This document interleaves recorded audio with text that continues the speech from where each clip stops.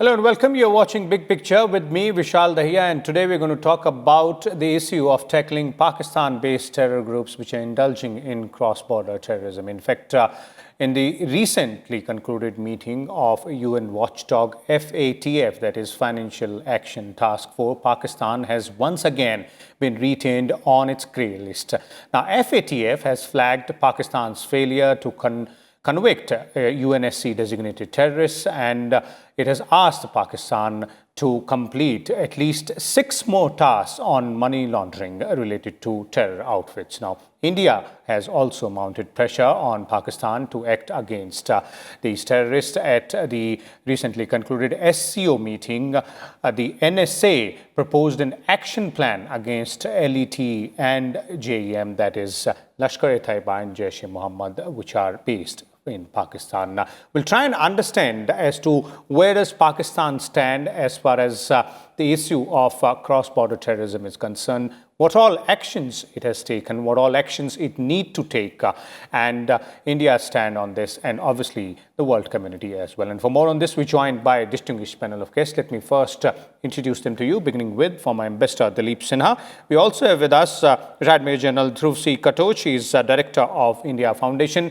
Welcome, both of you gentlemen. And let me begin with you, General Katoch, and let's start by understanding where does Pakistan stand in terms of the issue of cross-border terror? Because it's not only us who are making it, as in it's not only India who are raising these issues and making these accusations against Pakistan. Vishal, I think this is a very important subject, and day by day, this subject of terrorism, which emanates from Pakistan, is getting greater salience across the world. Now, essentially, actually, what Pakistan has been doing is promoting cross-border terrorism at 2 distinct points. One is to its north in Afghanistan, that is through the Afghan Taliban and its support to the Afghan Taliban.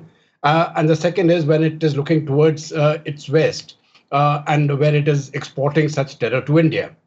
Now, because these terrorist groups don't operate in a vacuum and they have linkages worldwide, you will find that these groups also have linkages with organizations like the Al-Qaeda and which are operating across the world.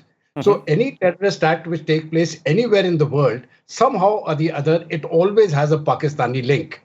Now, one of the important things is that a year or two back, when the Easter bombings took place in Sri Lanka at Colombo, again, that link was traced back to Pakistan. So whichever way we look at it, there is always a link in any major terror incident which takes place across the world, and that is traced back to Pakistan because this country happens to be the hub. Now, the 2 countries which are the most impacted by terror are the ones which are bordering Pakistan. One is India and the other is Afghanistan. And one of the reasons why this peace process has not been able to go forward in Afghanistan and why the Americans are going back without really creating peaceful conditions in that war-torn country is because of Pakistani support to the Afghan Taliban. And there is, of course, a fear now that once the Americans withdraw in September, it is a matter of time, as per a US intelligence report, that within 6 months, the Taliban is likely to take over. Within India, we have managed to contain this problem to a very large extent, specifically because since 2019, 370 was abrogated, and the linkages which were existing between the Pakistani military, their ISI, and certain groupings within India, both political and terror organizations, those linkages stand broken. And their ability now to function from Indian territory, while it has not been eliminated, it has been greatly reduced. Okay. So I think these are the things when we are looking at the FATF action, there was some apprehension in Indian minds that because the Americans want to get out of Afghanistan, they may actually be soft on the Pakistanis. But I'm glad that hasn't happened, and the world still stands united on terror. Vishal.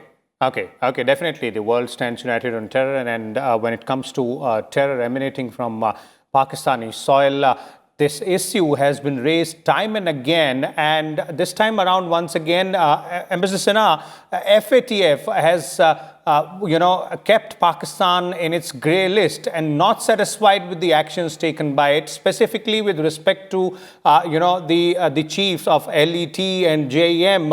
clear indication that what India has been saying vis-a-vis, terror emanating from Pakistani soil is true, and some concrete action needs to be taken there?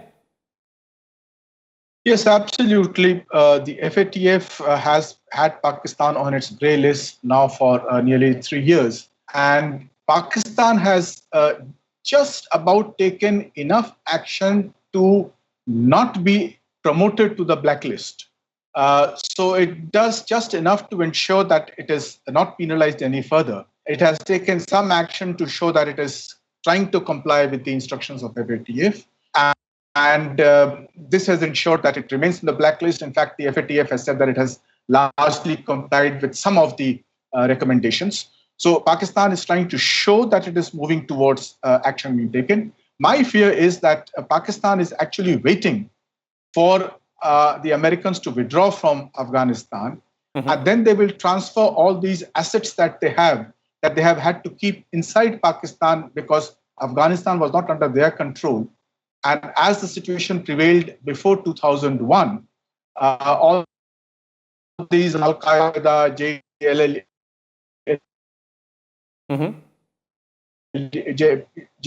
Pakistan maintain that denial of the presence of these people on its soil, which it cannot do at the present moment.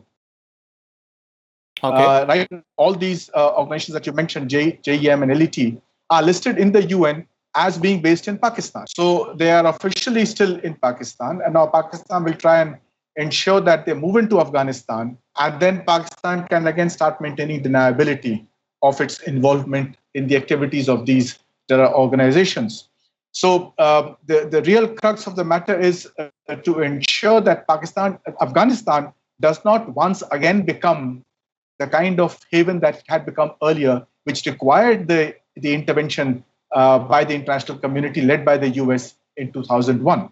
So this is what the US is concerned about. And this is what we also should be extremely worried about. And we have to ensure that the international community takes action, even while the US is withdrawing. There's enough international action. I would think, for example, the UN can step in. This is an ideal place for sending in more UN peacekeepers to ensure that the legitimate government of Afghanistan does not fall to a terror organizations. Okay. Vishal? Okay. Let me bring that interesting point to General Katoch there as well. And it's really significant what you pointed out, Ambassador Sinha. General Katoch, from your point of view, we've known that Pakistan has been dragging its feet in terms of taking concrete action against terror emanating from its soil. Now, the question is, one, why it has been doing so consistently despite the mounting pressure, international pressure? How long also can it continue doing that? Right, Vishal. Now, this has been my understanding and my analysis of why Pakistan is not taking action. And it is my view that they have not been taken action specifically for two reasons. One, they don't have the capacity to take action. One, and number two, they are extremely concerned about the blowback which will take place should they take action against these groups. Now, the Lashkar-e-Taiba, the Jaish-e-Mohammad, and the Afghan Taliban groups, they have got a very strong organization and a support base existing within Pakistan. And so far, you would have seen that while we continue to have incidences of violence in Balochistan and sometimes in Khyber Pakhtunkhwa, a little bit sometimes in Karachi and Sindh, by and large, Punjab province has been left out of the terror loop. Now, their biggest fear is that should they take action against these groups, and if they start targeting the Pakistani military assets within Punjab, I think they are going to be in very serious trouble. They don't have the capacity. The army does not have the capacity today to act against all of these terror groups which they have created, because for very long they have been working hand in glove with them. So now for the Pakistan military, for the ISI to say, okay, you chaps are persona non grata and we'll take you on, it is going to lead to a tremendous blowback. And I think this blowback is something which the Pakistanis are very concerned about. Number two, as far as Afghanistan is concerned, again, the Afghan Taliban are not babies.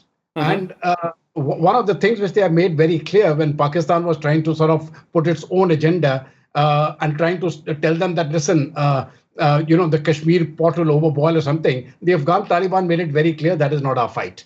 So the Afghan Taliban is very clear on what they want, and they will follow their own ideology. While they may do it in conjunction with Pakistan, but Pakistan, I do not think their ISI will be able to rule over them, even if the Taliban takes over. This is number two.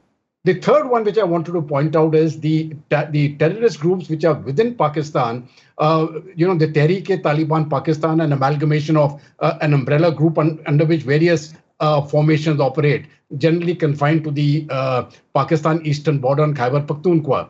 Now, these organizations are actually against the Pakistani state, and this is the only group which the Pakistan military is fighting against.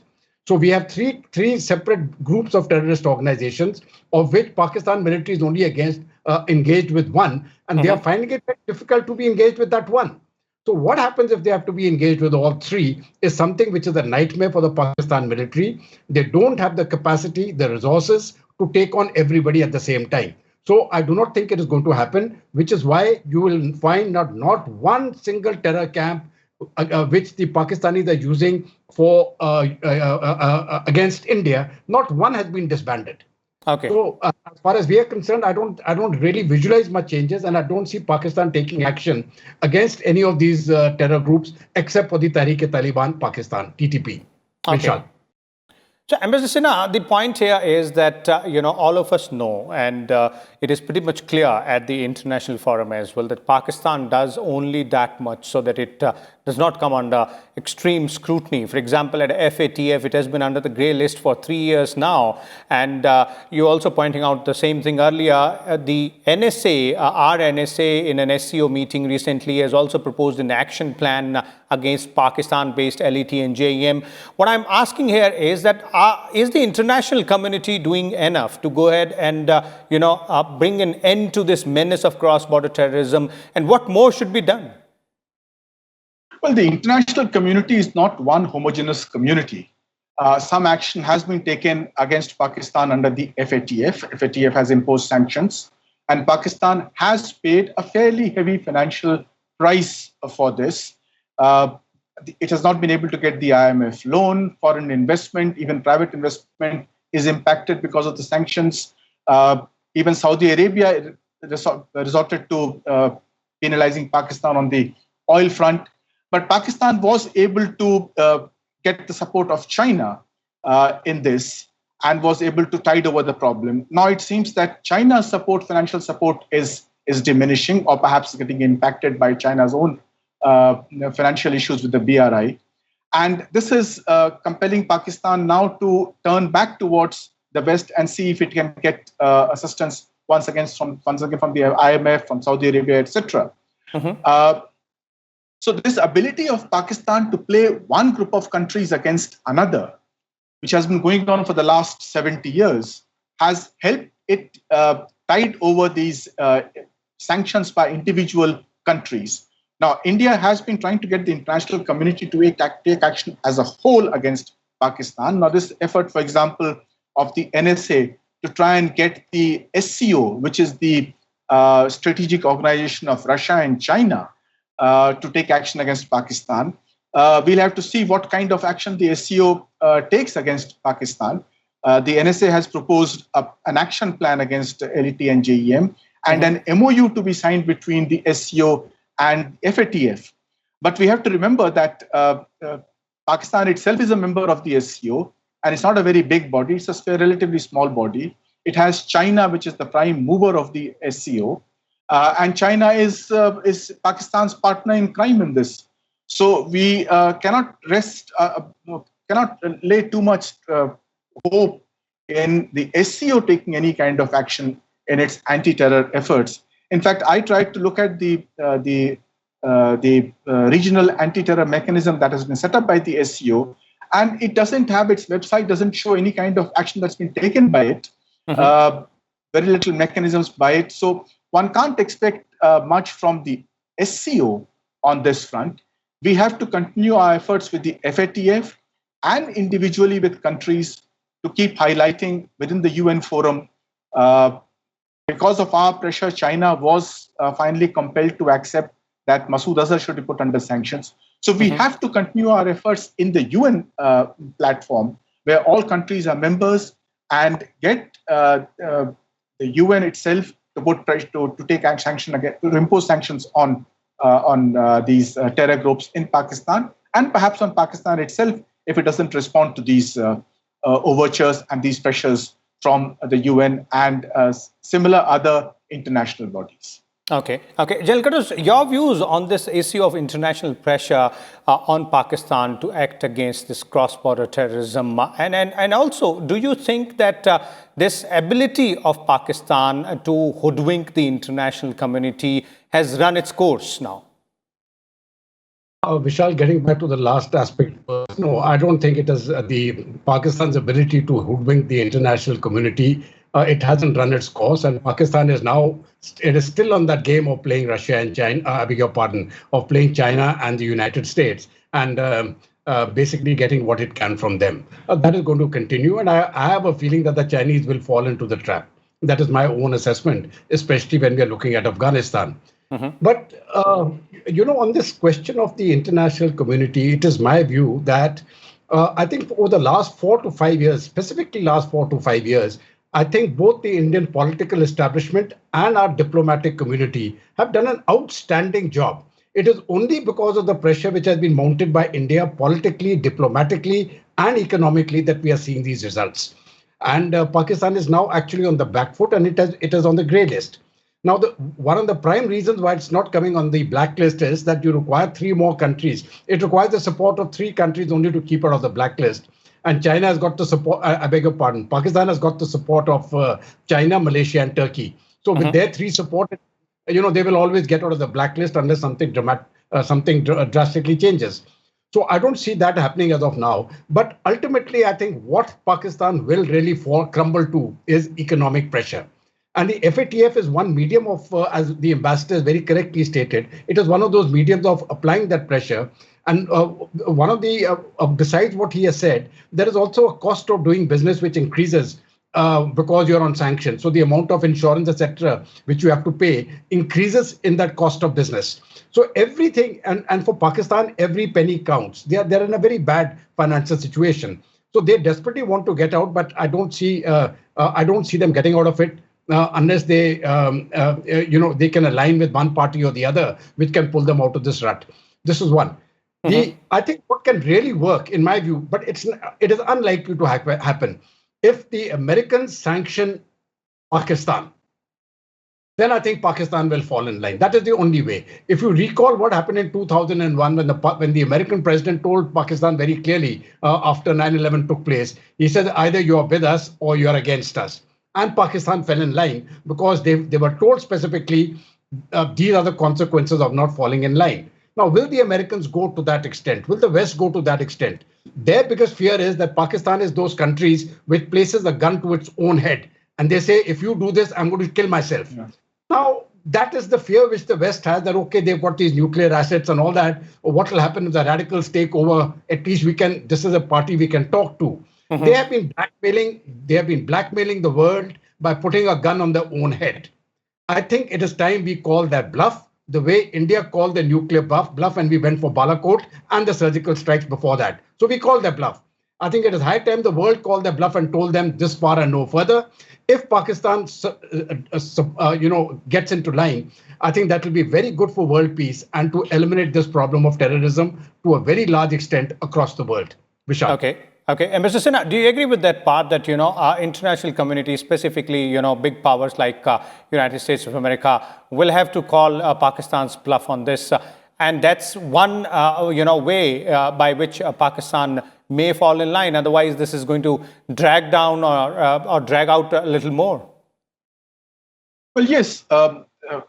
Pakistan has been using the differences within the international community to its advantage. It has certain geographical advantages. It has certain other advantages which it can play with countries like the US, for example. Now, the US, for example, right now wants to have bases within Pakistan from where it can fly drones to keep the Taliban in Afghanistan in check. Now, of course, Prime Minister Imran Khan has said that he doesn't intend to allow the US to set up bases. But we know that in the past, while Pakistan government has denied the existence of these bases, they have allowed the US to have bases in Pakistan. Now, Pakistan may well play this card with the US and tempt the US to set up a few bases, and that will enable Pakistan to get off any possibility of sanctions by the US, just as it has allowed China to go for the CPEC across POK and across its own territory to Gwadar. It has allowed China to set up this base in Gwadar. So Pakistan takes advantage of its geographical location, other strategic advantages to play to the weaknesses of, to tempt the bigger powers to come to its assistance.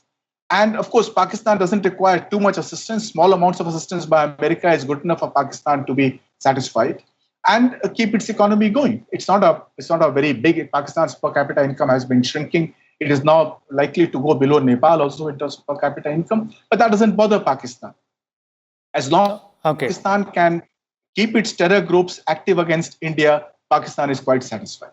Okay. One last question before we bring this to an end, and to both of you, let me start with General Katoch. General Katoch, as you're pointing out earlier, all of us are aware that India has done tremendously well in terms of, diplomatically cornering Pakistan on the international stage on the issue of terror, and obviously calling their bluff as well through surgical strikes. The question here is that what more should we do? Because we are one of the most aggrieved parties here. Vishal, in my view, I think we should continue to maintain the pressure. It is not, you see, we have done a great job. Now continue on that path. Many people I have heard in many conversations to say that, listen, nothing has happened so far. No, they are wrong. A great deal has happened. A great deal has happened. Pakistan is on the back foot. Now we have to continue to maintain the pressure. It may take a year or 2 years or 3 years, but ultimately the unraveling of the state will come. The unraveling of Pakistan has begun. I see they are having internal problems even within the military.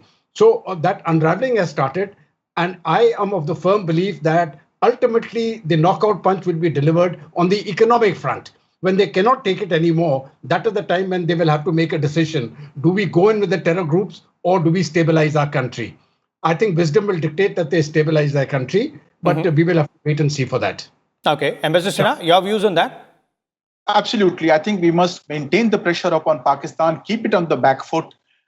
Just because we have not succeeded entirely doesn't mean that we should not dilute our efforts. We have to continue to maintain the pressure on Pakistan and on the international community to ensure that its commitment of action against terrorism is continued and Pakistan is kept on a tight leash.